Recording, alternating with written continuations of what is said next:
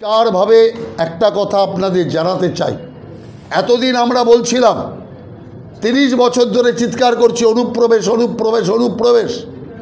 যখন মমতা ব্যানার্জি বিরোধী দলে ছিল তখন উনিও অনুপ্রবেশ নিয়ে চিৎকার করেছেন।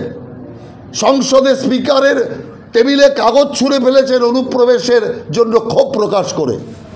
যেই ক্ষমতায় চলে এসছে অনুপ্রবেশকারীরা ওনার বন্ধু হয়ে গেছে। তখন অনুপ্রবেশকারীরা ছিল সিপিএমের বন্ধু, আর যেই ক্ষমতা পরিবর্তন হয়েছে সিপিএমের বন্ধু থেকে অনুপ্রবেশকারীরা মমতা ব্যানার্জির বন্ধু হয়ে গেছে।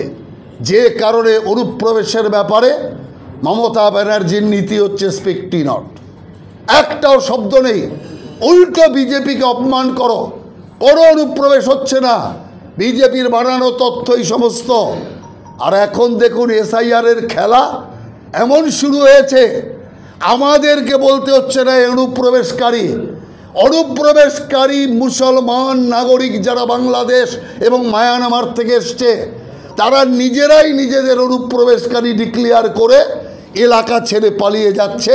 বর্ডারে গিয়ে তারা বাংলাদেশ যেতে চাইছে, তারাই প্রমাণ করে দিচ্ছে আমার এখানেও নাগরিকত্ব আছে, বাংলাদেশেও নাগরিকত্ব আছে, এখানেও ভোট দিই ওখানেও ভোট দিতে পারবো।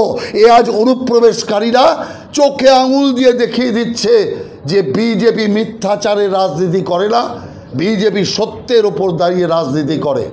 সেই কারণে আমরা মনে করি এই এসআইআর আরও সুন্দরভাবে হোক, তার জন্য সকলের সহযোগিতা আমরা প্রার্থনা করি, মানুষের সহযোগিতা প্রার্থনা করি। আর একটি অন্য বিষয় আমি বলে আমার